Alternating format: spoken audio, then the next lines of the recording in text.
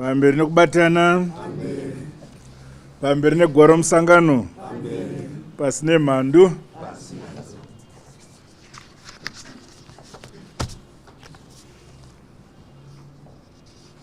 Comrades, the ZANU-PF is a constitutional entity with a well-articulated overarching mission, goals and objectives, as well as stipulated duties of members. Today, as we gather, therefore, in this 378th ordinary session, it is critically important that we reinforce the political foundations and principles which form the bedrock of our colossal revolutionary party, ZANU-PF. These must never be neglected, but carefully thought out, so that as leaders, we diligently drive our party forward in unity, with discipline and integrity. This is a continuous mission without end, which we must unflinchingly undertake in honor of those who have gone before us, our founding fathers who started this indomitable revolutionary mass party, ZANU-PF. Undoubtedly, we are more confident and have achieved critical milestones that take our country closer to the realization of Vision 2030 and the quest for an improved quality of life for all Zimbabweans. However, the remaining and ongoing journey demands our collective focus, unity, and impeccable leadership. Sustained people-centered transformation will take concrete action and not wishful thinking or mere political sloganeering. I have said before, we are a party of action and a party of results. ZANU-PF is the vanguard of the People's Revolution. Hence, we have the weighty task to effectively respond to challenges, obstacles, and contradictions that our nation may face at any given time. Inaction, procrastination, or flimsy distractions can never be tolerated. Scaling up production and productivity and the hard, honest work across all sectors of the economy should be our loud and clarion call to the general membership of our party. Further, each and every one of us here in the Politburo, and indeed all members, have a sacrosanct constitutional obligation to uphold the unique character, principles, and nature of our party, ZANU-PF. Accordingly, I challenge the party to resolutely oppose statements and actions that undermine or distort our correct line of the revolution. All moves to damage the interests of the people of our great motherland or tamper with our unity, social harmony, development interests, sovereignty, security, and overall national stability should be decisively dealt with. In this regard, it is incumbent on the structures of the party to act boldly against anything that erodes or weakens or undermines the party's unity, our discipline, vitality and strength. Unruly elements who are abusing various media platforms to cause alarm and despondency, while also sowing disunity and advancing misguided, nefarious political agendas within the country and the party, stand warned.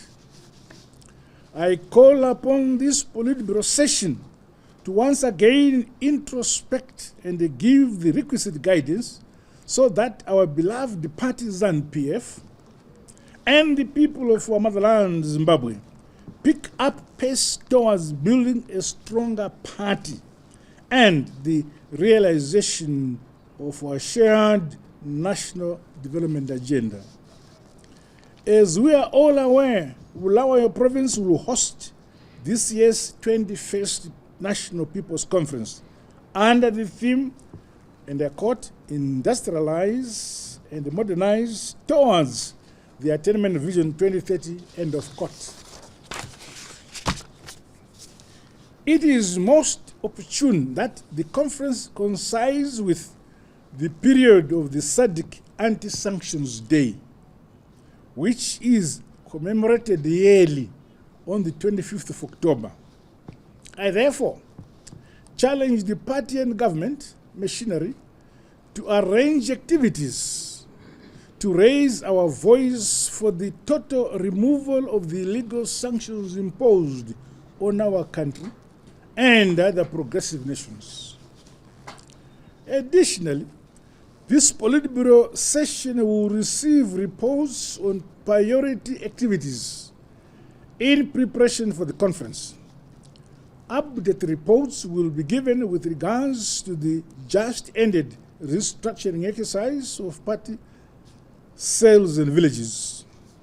At the government level, reports on the winter wheat harvest, the 2024-2025 summer cropping season, and the state of our economy are equally important.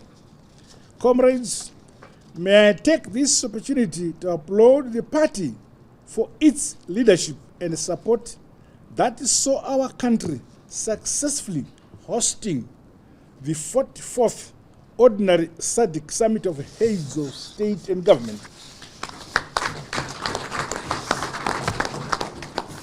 Held on the 17th of August 2024, here in Harare. I equally thank those who were able to attend the opening and the closing ceremonies of this event. True to our long-standing revolutionary principle, Muzan PF Iweneni Tinebas, we all played our part and welcomed as well as hosted all our dignitaries in the most appropriate and befitting manner. Makrokoto Amslope, congratulations. Ndinokutendai, Nyalibonga, I thank you all. Going forward, I challenge the party to remain inspired by the critical outcomes of that defining SADC summit. These include aspects related to innovation as a cornerstone for the modernization and industrialization of our country and the region as a whole.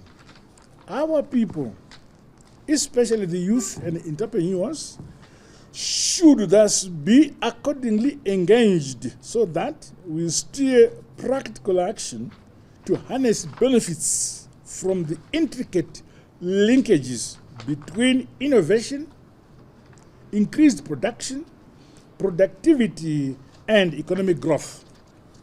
Let us continue to nurture an environment where homegrown, innovative, and forward-looking solutions anchor our country's economic and development agenda. Comrades, the party's mobilization strategies must be enriched and sharpened to ensure continuous growth of the party membership base. there is always room for more people in ZANU-PF. Togara tichiti homwe yemusangano wedu haizari. Tose tinokwana muhomwe yeZANU-PF. I commend and congratulate the Youth League, the leadership of Masvingo province, supported by other provinces, for organizing the inaugural Munumutapa Day, which coincided with my birthday. Well done. Well done for hosting a memorable and a historic event. I thank you all for that respect. Such interactions which connect us to our rich history and identity as the united people of Zimbabwe shall continue to be supported by the party and my government. Despite the illegal sanctions, effects of climate change and global economic disruptions, we are making substantial progress across sectors of our economy. The fact that the chronic attacks of detractors and their brute falsehoods have consciously failed to divide our country or collapse our economy is testament of the unity and the resilience of the people of our great motherland, Zimbabwe. Against all odds, our nation continues to rise, and the ZANU-PF government is indeed opening up pathways for sustainable economic growth and development. I applaud all our citizens of this great land. Acts of economic sabotage, speculative and counterproductive tendencies by those who thrive on greed and profiteering have no place in our country. Attacks on the economy to make the public suffer are unacceptable, and my government will protect the ordinary people. At the international level, the unequivocal calls expressed by the 44th SADC Summit of Heads of State and Government on the removal of sanctions imposed on our country by some Western countries was a welcome declaration of unity and solidarity by the region. During the intervening period, my state visit to the People's Republic of China and participation at the Forum for China-Africa Cooperation presented us with opportunities to further deepen relations with China across several areas of cooperation. Zimbabwe will be harnessing partnerships advanced under FOCAC to accelerate the modernization and industrialization of our country, as well as usher more people-centered economic transformation. Other aspects related to the fields of sport, culture, tourism, and the media will also be explored. I urge the relevant party departments to increase capacity building programs for our cadres with the Communist Party of China and other progressive parties to sharpen our strategies and responses to the dynamic, fast-changing global environment. Meanwhile, Zimbabwe remains committed to scaling up the realization of the United Nations Sustainable Development Goals, informed by our homegrown solutions and national priorities. Comrades, I wish to congratulate ADA for scooping the 2024 Africa Food Prize, which recognizes the individuals and institutions that are working to transform agriculture in Africa.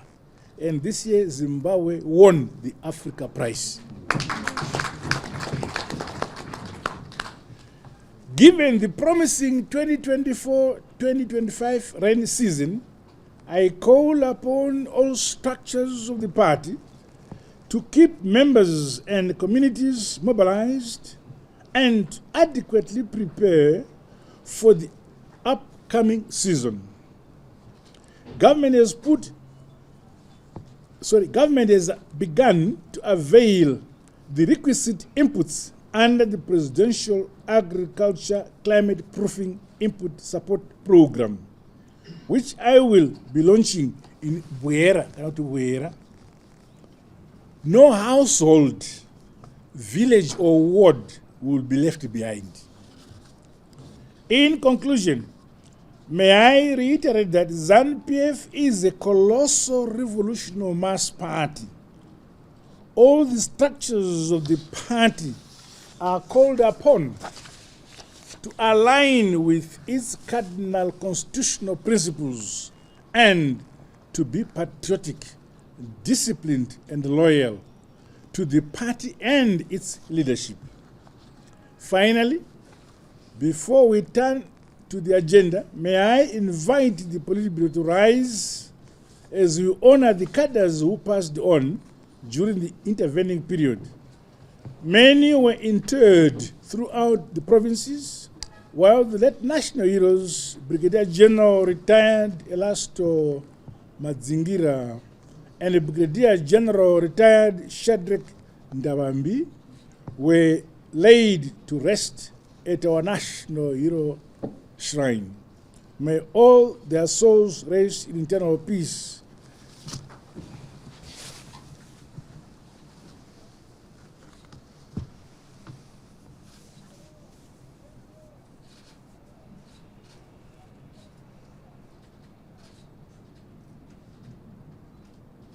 Thank you.